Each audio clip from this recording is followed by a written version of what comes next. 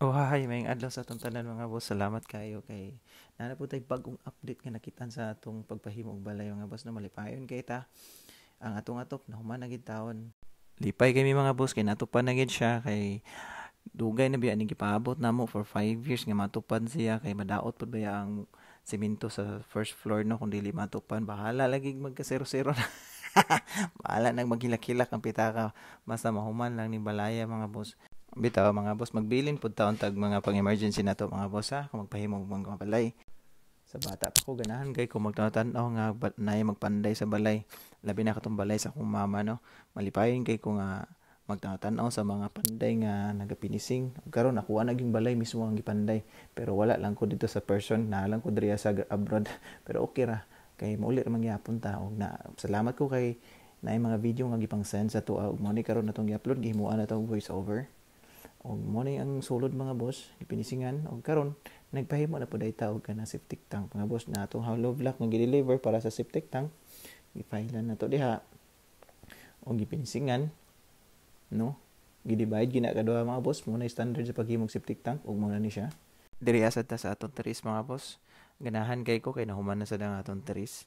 Actually ang metal sa atong teres di na ta matagak daw magtambay-tambay ta mga boss pwede na napuy-an gyud ang kulang na lang ana ang pagpanindot pa pero kung ikaw pwede na gina siya puyan kung imong hunanaon lang no ato na lang na siyang butangan og kanang door og kanang mga bintana pwede na puyan mga boss no unya na ng salog unya na ng kisame.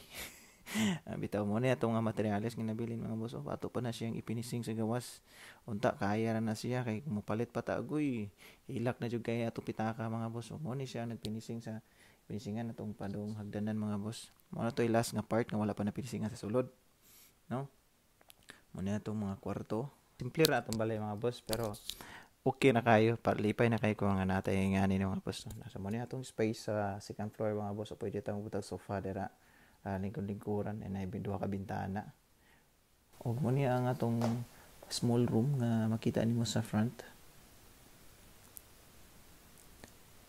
diri ang mga boss mo sa niya nga tuang master's bedroom sa ground floor og naa siya kaugalingon nga toilet and shower na shower there's kilid mga boss na diha ta mag shower ato na siya tiles mo man na siya og mo ni siya mga boss gihuman na gid Junjun diri ang iyang trabaho. Yan kay ko no, excited na ta mo uli.